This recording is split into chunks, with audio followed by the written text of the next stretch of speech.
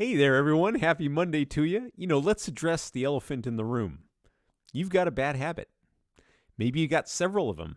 You know what I'm talking about. And it seems like no matter what you try to do, you can't break it. Now, boy, does that sound accusatory or what? And hypocritical, because I think we all have these. The truth is, none of us is a finished product, right? We're always refining the way that we do things so that we can do a better job in life, so we can evolve in some way. And those habits that you're thinking of served a very important purpose for you. So this isn't about condemning that habit, and it's certainly not about condemning yourself.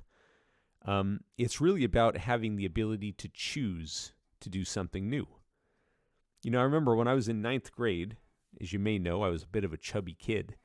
I would come home from school, and in the garage, we had this chest freezer.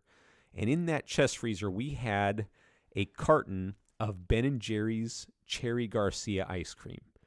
And boy, was that ice cream delicious. I mean, it seems like old Ben & Jerry discovered the single most addictive concoction of tasty ingredients and just mixed them all together. And I'll tell you, El Centro, hometown, late spring, the days are getting up to 90, 100 degrees sometimes. There was nothing better than opening up that freezer, giant spoon in hand, and feeling the chill against the sweltering heat in the garage and digging into that nice bite of ice cream. And I did this for months, knowing full well it wasn't making me any slimmer. It was causing some shame in me, some guilt. But it seemed like no matter what I told myself, no matter how much I tried to avoid pigging out on ice cream, I was back in that garage the next day after school. We only do things for two reasons. There are only two motivations we have for doing anything, and every single one of us, without exception, make decisions based on two of these mechanisms. We'll always do things that we believe will give us pleasure or lead us to pleasure, and we'll always do things that we believe will take us away from pain. The key word in that statement, by the way, is believe.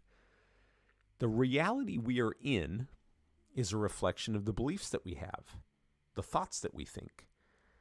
And looking back on those days of being really overweight, I probably had some beliefs that, it was really hard to lose weight. My parents weren't super fit. No one in my family really gave a damn about being fit. And I would probably never be really fit was probably a belief that I had. I might as well not even try. Maybe I had a slow metabolism. You see, this is the sneaky, insidious part about negative beliefs, is they actually attempt to cover their own tracks. They try to make you not even examine them. They make you subconsciously think something even worse. That if you actually do examine them, you might discover that they're right, that they're true, that you really are a bad person, that you really are unworthy or unlovable, or that you're really fill in the blank. But here's the thing. Those statements are all valid opinions, but they're not the empirical truth. And as a side note, as soon as you accept those possibilities as equally valid, okay, you don't condemn them, you just notice that they are just a part of you, they can kind of almost relax in a way, and you can choose something else. But if you think about it this way, nature doesn't make mistakes. I mean, how in the world are we on a spinning rock hurtling through space, the perfect distance away from a star in order to sustain life?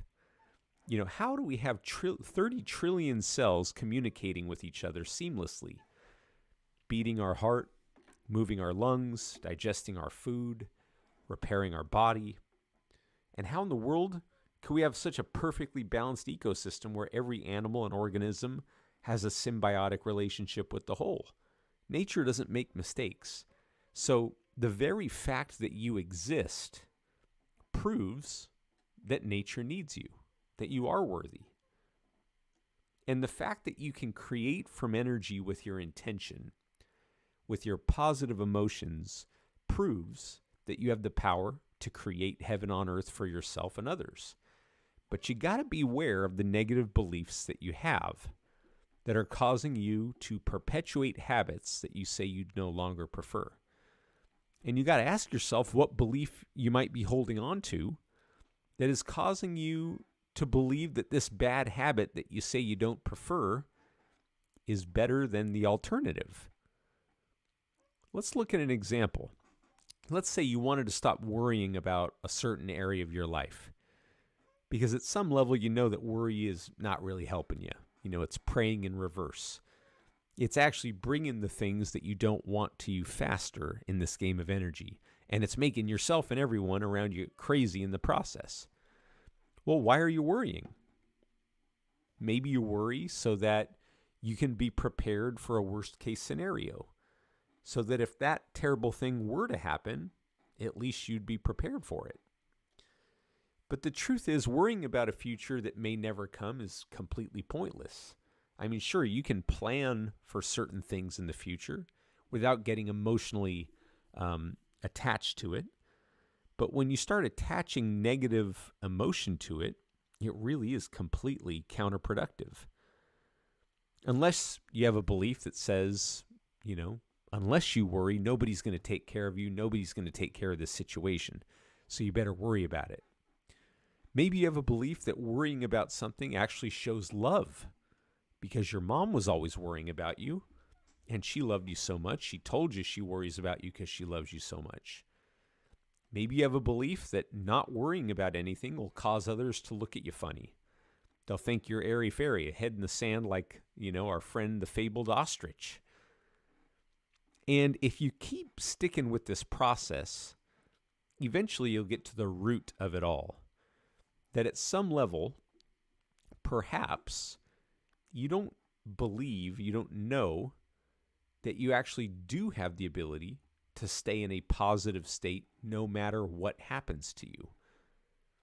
And the very act of staying in that positive state while fixing your attention on the things that you do prefer will actually cause that favorable future to come to you without worry.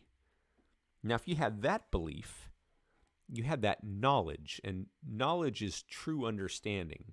And when you really know something, you act on it. They are one and the same. So if you're not doing this yet, it's because you don't know it yet. And that's okay. This will come when it comes for you. Anyway, I'm yammering on here, but I think you catch my drift. Guys, I'm going to be doing a live training on uncovering subconscious programs that are holding us back. Even if you have no idea what they are, even if you've had them your entire life and it seems like you can't break them. And then we're going to learn to enter the operating system to change them with a robust, repeatable process in meditation. There's going to be a meditation that comes with that training so that we can create more joy, freedom, abundance, love, and all that good stuff into our lives. So just thinking of good days to do that. If you have any suggestions, please let me know. I'm sure we'll record it. It'll be available for other people for purchase. Otherwise, love you guys. Have an amazing day and talk to you soon.